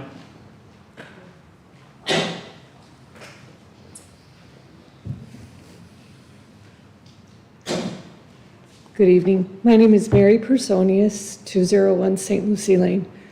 And I'm just trying not to get upset. I'm applauding you for questioning the bike riders and the walkers, because my husband and I walk this every day and we bike ride it quite frequently. And I can already agree with this gentleman. On the weekends, that pier traffic it's backed up. It's dangerous to be on a bike if you're going down that street. Secondly, I love Cocoa Beach. I love my gem. And right now, as I drive around, and I have to laugh, I see signs that say, "Don't New York my Florida." Well, I'm ready to put a sign on my car that says, "Don't Fort Lauderdale my Cocoa Beach." This is a beautiful community, and it's already growing, which that happens. And I'm sitting here listening, and you're talking about, oh, the ordinance, we can change it this much for this person or this developer, and it's in place so the next developer, from what I'm understanding, can make it a little bit bigger. So again, why are we Fort Lauderdale-ing our beautiful Cocoa Beach? And then I think about all those people coming in. Okay, we have a no-dog rule on our part of the beach, and it's already broken. So what happens to the resort people that bring their dogs in, and now we've got a beach that's all dogs as well as humans when we have a no-dog rule? And finally, again, I agree with you. You are given this packet of information, I don't know how large it is, and you're told you have to sign this tonight. That's like what's going on with our government, getting these big things and told, you don't have to read it, just put your name on it. So again, I thank you for bringing up the questions that you have tonight. I would encourage you to read that packet because I really don't want Fort Lauderdale and Cocoa Beach. Thank you. Yes, sir.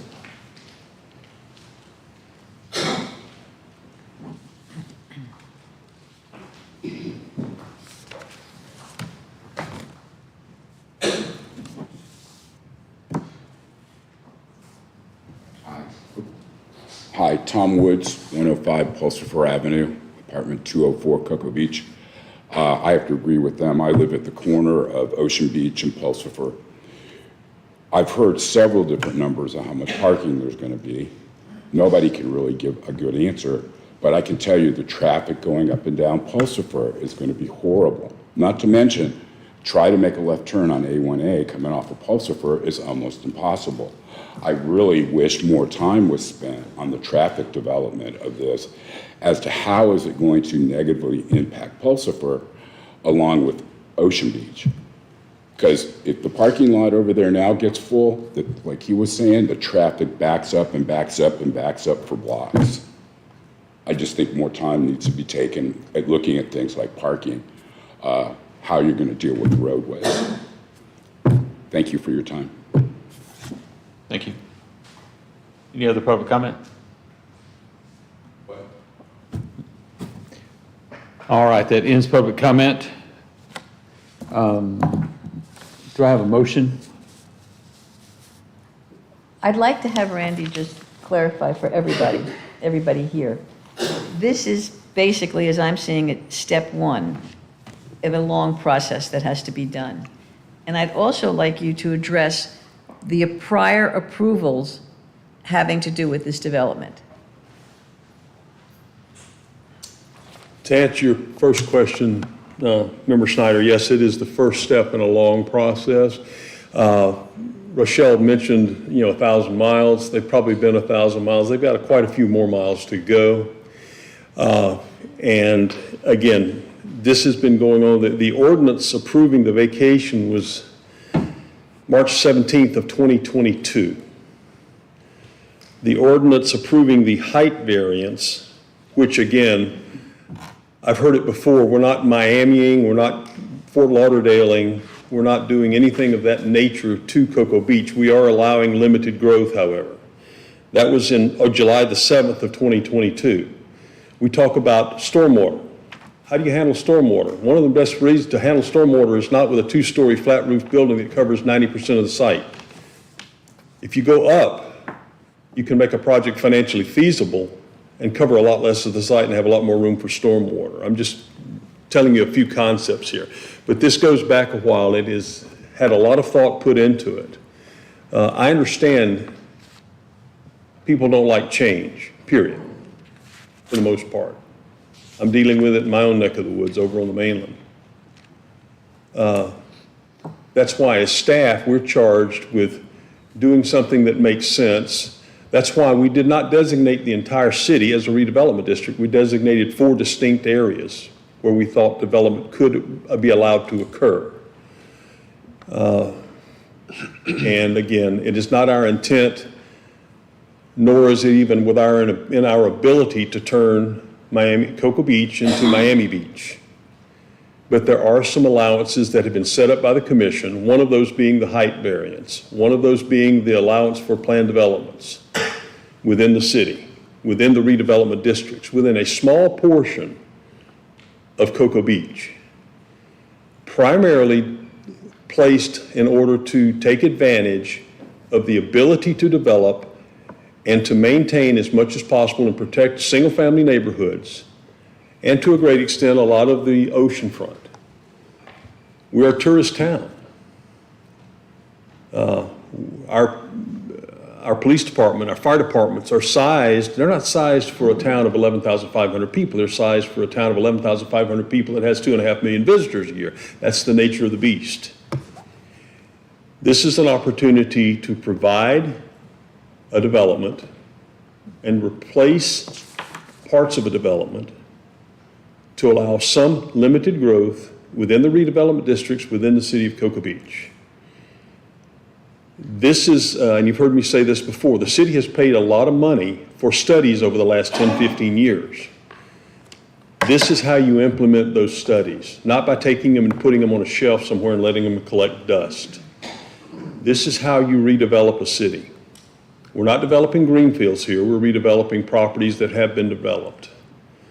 And I'm just sharing this with you because this is what staff looks at on a day-to-day basis as we, for lack of a better term, straddle the fence and try to say what's good, what's not good, what do we need to redo. Again, a lot of thought and a lot of years of experience has gone into making these recommendations. This project looks probably nothing like what it did when we started. But we have to, at some point in time, say we think this would be good for the city. Yes, it does involve change. Yes, there are questions that still have to be answered. But this is the first step towards getting to a point where they can answer those questions.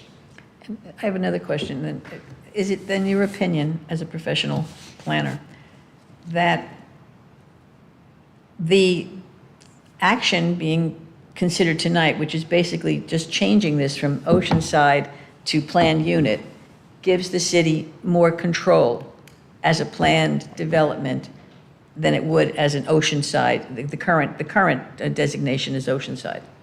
Is that what it's called, Oceanside? Yeah.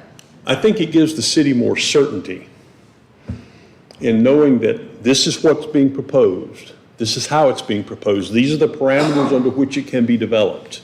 If it stays Oceanside, we can go into the code and we have a whole list of things that can be developed. And they can choose any one of those they want, and we can handle setbacks, parking, things like that. We don't have the pretty pictures that show us the type of architecture and the ability to redo a lot of things. We can, to a certain extent, take care of some stormwater, but we're limited there. We have much more flexibility with a PD development, with a PD type of development. And so to answer you, to make a longer answer somewhat shorter, yes, I think we have more certainty and more control.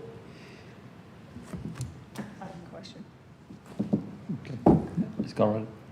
I just want to make sure that this entrance to the parking garage on Pulsifer is the only entrance for the 555 spots. Is that entrance and exit? Is that true or not? I think it's actually off me. Mr. Chairman, may I answer that? Yes.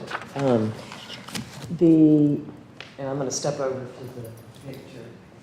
The entrance is on me. The main entrance is on me. This will be available. I'm sorry. Thank you. Right here. It's the main entrance. And right here. This will be available for valet. Okay, thanks. Valet parkers, the valet service people to use, and for exiting. It is the exit? Correct. So it comes in? It is an exit. It's one exit, there's another one? I mean, it comes in through Meade and they can go out through Pulsifer, or they can go out a different way? Correct. They can What's come the- in through Meade, and come out? out through Pulsifer. But they can come in through Meade and out through Meade also? Is that true? There will Or is be, that the only exit is Pulsifer?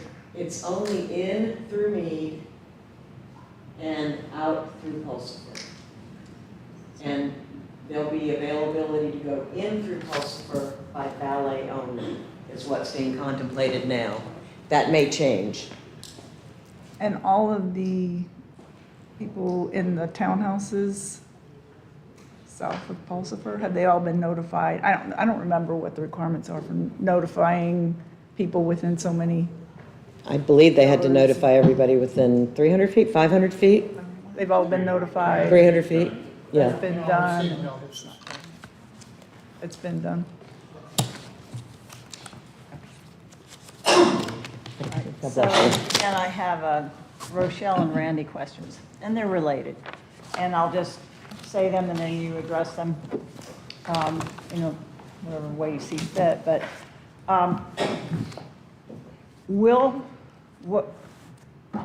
what would be the average stay at this resort? Would it be a destination resort where you stay and it's all enclosed? And also, when and where do you project a DOT study would come into play? We've already submitted 2 traffic studies to the city.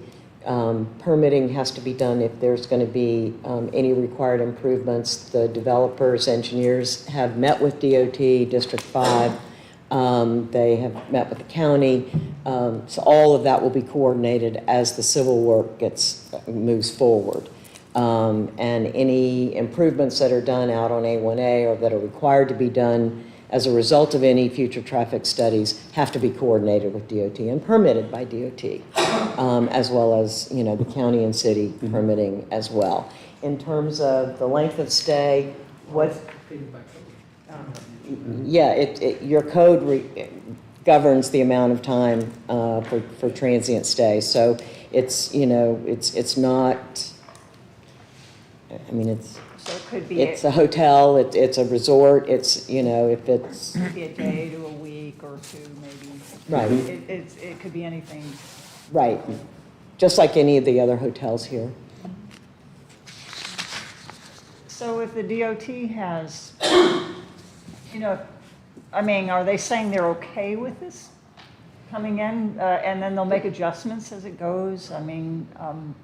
There's been, I can't speak for the engineers, but what I know and I can tell you is that they have had meetings with DOT to discuss the project, to understand what may or may not be required as they go through in order to obtain permits for any improvements that might be required in the future from this project.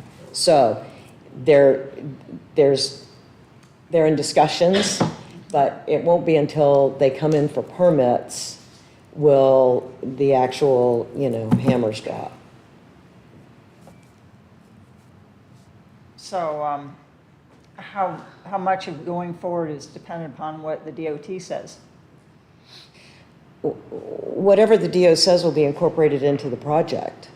Whatever DOT or St. Johns River Water Management District or Department of Environmental Protection or Corps of Engineers or any of the permitting agencies, whatever they dictate will automatically be incorporated into the project to the extent that it's feasible and they want to move forward. And again, we're talking tonight about setting in place a path forward. But again, as Rochelle said, this is not just something that's permitted by the city.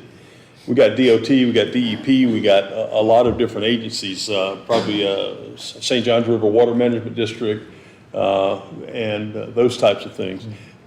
So there, again, this is the first step in another long, long process, but it is a necessary step. Okay.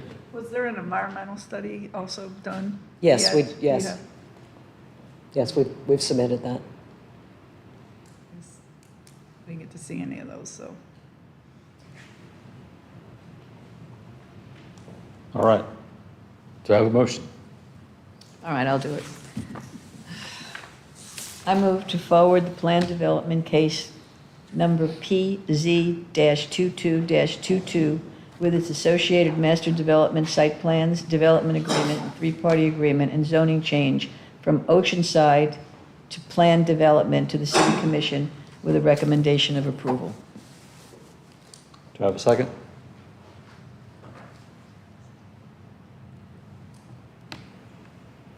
Did you say that again? Is that including It's in your package. the master concept? I'm gonna see what Yes. it is. The sample motion on page 3. In your package.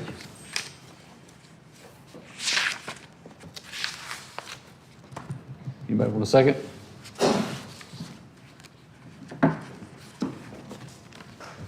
All right. Is the motion dies for lack of a second. Can I, No, sir, please, no comment from the audience. can I, We had public comment on this matter earlier, sir. We're going to let the board deliberate now, okay? So reopen for another motion, Chairman. so, I don't know where the motion's wording was. On page 3. Page 3.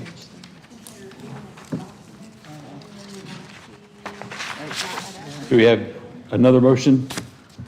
Yeah, I would have another motion. Motion for the proposed plan development PD at 401 Mead Avenue. I move to forward the plan development case to change from Oceanside to plan development to the commission with a recommendation of approval.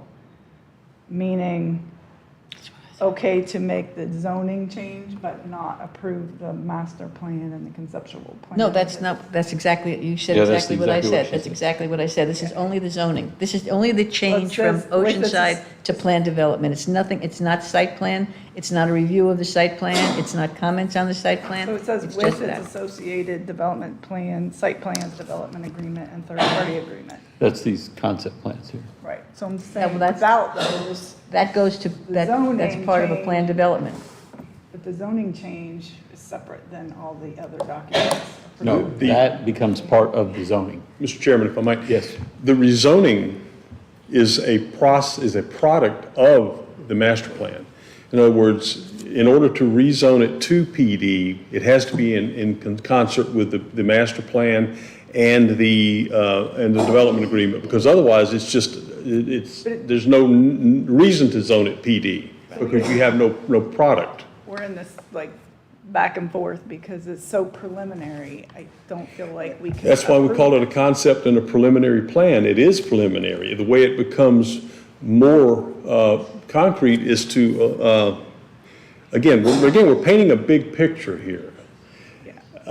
I dare say, and I'm going to put a number out there, but I dare say they're probably looking at 7 figures in engineering things moving forward to this, or pretty close to it, 6 at least, high 6s. In order to begin to make that type of investment, there has to be some assurance, if you will, for lack of a better term, that they at least have a project. Right now, they have a piece of oceanside property with a pier on it and a parking lot and a vacated right-of-way and a variance for a building that they as yet don't have a permit to build. This is part of pulling that a little bit closer together and laying some parameters for what the planned development zoning consists of. And again, this plan, again, it has a lot of things to go through. It's the same thing that we talked about on the Weston when that one came forward, except it was a much bigger plan. And it's the same thing we talked about, even though it wasn't a PD, it's the same thing we talked about when we approved the concept plan for the glass pane a few months ago. This is part of the process of moving things forward. I don't know what else to tell you at this point. I think we're confusing, we had I can't even remember the name of the project. It was the project up here next to the church, long, narrow, that goes back to the river with mixed-use development. Oh, Diamond Bay? Yes. Yeah. That came in, it was fully developed, it was basically ready to go to site plan. That was because it was straight zoning. It was straight zoning. That's what's required for approval for straight zoning. This is the concept plan that's required as part of the PD process. Yes. So who's the next point of consideration? Let's say we say, okay, now, who's the next point of consideration? And are they allowed to ask the same questions we're asking? Absolutely. The next point, let's assume that we leave here with a recommendation of approval. That's a recommendation that goes to the city commission. The city commission is the one who has the final vote. It'll be 2 meetings before the city commission because it's a rezoning. It has to be done by ordinance. That's the next 2 meetings in the process just to get this finalized, the zoning. After that, they have a project, they have a variance, they have a vacation. They have the tools to put this project together in light of the development agreement, which they're bound by now because it's been approved by the city and the master plan. Again, there may be some small tweaks, as there always are. I will guarantee you, as a designer, I have yet to do a project, and I've done projects up to 4,600 acres, that look exactly like they did the first time we did the plans. There are always field adjustments. But again, when it leaves here, your recommendation goes to the city commission for their consideration of this same thing, the same concept plan. They have the same questions. And the zoning portion is an ordinance, requires 2 readings before the city commission. And that's the next 2 steps in the process.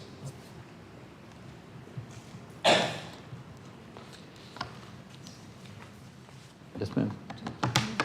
I mean, if we were to go with, the sample motion, I would want to caveat that there be an emphasis on taking a look at DOT and traffic considerations. We're going to have to do it anyway. Yeah, but I mean, that's part of the process. Yeah. But that also expresses our concern, because that's my concern, and maybe some others here if they agree. I think our planning professionals have the same. Let's hear from the city. One of the avenues of communication between this board and the city commission is staff's input at the city commission meeting, right? So staff's going to communicate exactly what went on here. I'm sure they'll watch tonight's proceedings. With respect to the motion, oftentimes, simpler the better. Clearly communicate what the board is recommending for approval. But if you'd like those considerations to be specially considered by the commission during their 2 readings, I would recommend to you that you make a point to staff to raise that concern on behalf of the planning board yourself, so that they can consider it at that time. That'd be the most appropriate way to have that communicated to them. And if I might, Mr. Chairman, the recommendation that would go from this board would include those specifics, if you wanted to put that in there. The planning board had special concerns with DOT's input and traffic studies, however we choose to word it. It is a part of the process, but if that is what needs to be a part of the motion, then we can do that. Okay. So, do I have a motion? Yes. Can we add to that, the sample motion, that these are conceptual master developments plans and conceptual site plans? Because the way it's written now, it says, it doesn't include that, but the title on them are clearly conceptual development plan and conceptual, Sure. so they're not misconstrued as a final or completed document. And a draft is it a draft 3-party or a draft agreement, development agreement, or is it, what is the proper term? Is it a draft development agreement right now? Yes, there are not substantive changes that need to be made. I discussed this with the applicant earlier. There are technical changes that need to be made. The attorney for the applicant has changed, so we want to make sure we have the correct attorney's name in the agreement. The agreement's currently dated for 2022. We want to make sure that it reflects the current year, 2024, little tweaks like that. Yeah. So yes, if you want to call it a draft 3-party agreement. So think about that. So I think like maybe leave that in somehow. So do we have a motion?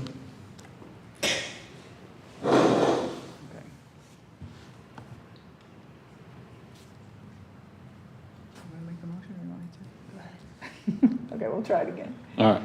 All right, for the proposed plan development at 401 Mead Avenue, I move to forward plan development case PZ 2222 with its associated conceptual master development plan, conceptual site plan, draft developmental agreement, and third-party agreement, and the zoning change from Oceanside to plan development along with consideration for impacts of traffic study in the area and in consultation with the city and DOT to the commission with a recommendation of approval. Do I have a second? I'll second. All right. Any further discussion? All right.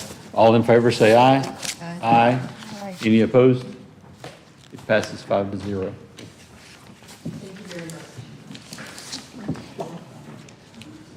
All right. That concludes the new business. Next up, we have staff and city attorney reports. Mr. Olson? No report from me. All right. Staff report. Oh, I'm sorry. If I might, you will notice that the demo is resumed on Weston. We have had meetings on that project. Again, I'm not going to be overly optimistic, but I'm going to say late summer for an initiation. Again, with the water line situation, entanglement, and the decommissioning of all the electrical issues out there, it has taken a while. The Drift project up on 520 is still working on their stormwater. They're using a containment system up there. So it's taking a while to engineer those vaults and get that taken care of. I think I told you this last time, they put the restaurant sites as well as the apartment sites all as one drainage system. So it takes a while to incorporate that again. Those are the largest items. If there's anything else that you care to ask about, I'll be happy to mention it to you. We did want to talk about a meeting date in July. We do have 2 city-sponsored items coming before you in July. One of them is a modification to the comprehensive plan to move the horizon date and make several changes. The horizon date is 2025. That's fast approaching. We're moving it to 2045. That's one of those that will come before this board, then go for a first reading at the City Commission. We send it off to Tallahassee and wait for them to come back, and we have a second reading. Then we've done this several times. And the other one is FEMA required changes to our land development code to make sure we're in firm compliance with the new regulations for FEMA. That will also be coming at your next meeting. Next meeting being July 1st, July 4th and everything, I would request that the board consider a changing of the meeting date to July the 8th, I believe, which is after the 4th of July, or even a 2-week postponement at the board's discretion and pleasure. So yeah, that Monday's the 8th, and then the following was the 15th.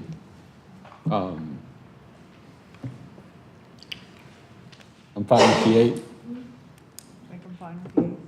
Ms. Bobo, you fine I with think you? I'm good with that. Ms. Schneider? What? Moving the first meeting to the Yeah, that's fine. 8th. Okay. The 8th? The 8th, yeah. The 8th at 5:30. 5:30, yeah. Okay, thank you. Other than that, I'm here for any questions you might have on anything going on. Any other questions for staff? All right, next up is general public comments. Mr. Johnson, thank you for waiting. And you're killing me here. I wish I'd have said my piece to begin with. We'll make sure it's at the top of the meeting next time. Yeah, good try. Hey, I'm on 108 Surf Drive, Cocoa Beach, and I'm here to talk to you about what happened to Surf Drive. So about 15 to 20 years ago, we went through the same process you're going through right now. We did a planning change, a charter change, a whole bunch of changes. And we ended up getting a zone for a condo at the end of the street. Well, since then, the developer purchased 5 of the homes down there.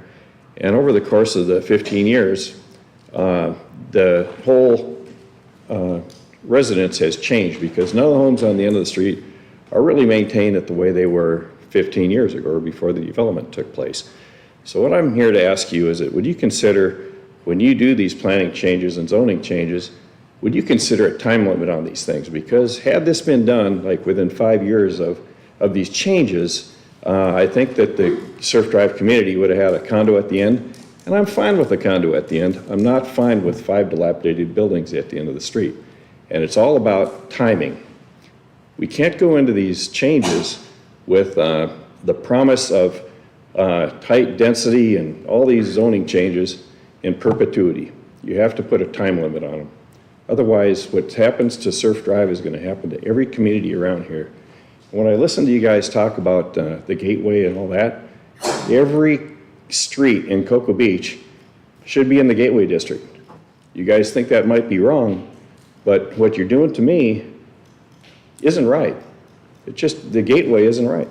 The people that were here understand that it's really detrimental to our small-town community, and nobody's going to get in and out of the pier anyway, right? The traffic is horrible there. But my bottom line is, oh, I also wanted to bring up, Wavecrest was, what do you call it, when you consider giving the easement away. So that was vacated several years ago. The people that got the property never changed the title or anything. And I brought it to the attention to the council about, or commission about 2 years ago.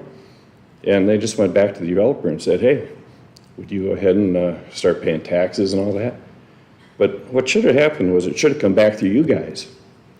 So in perpetuity is really killing the small communities, and it'll hit everybody eventually.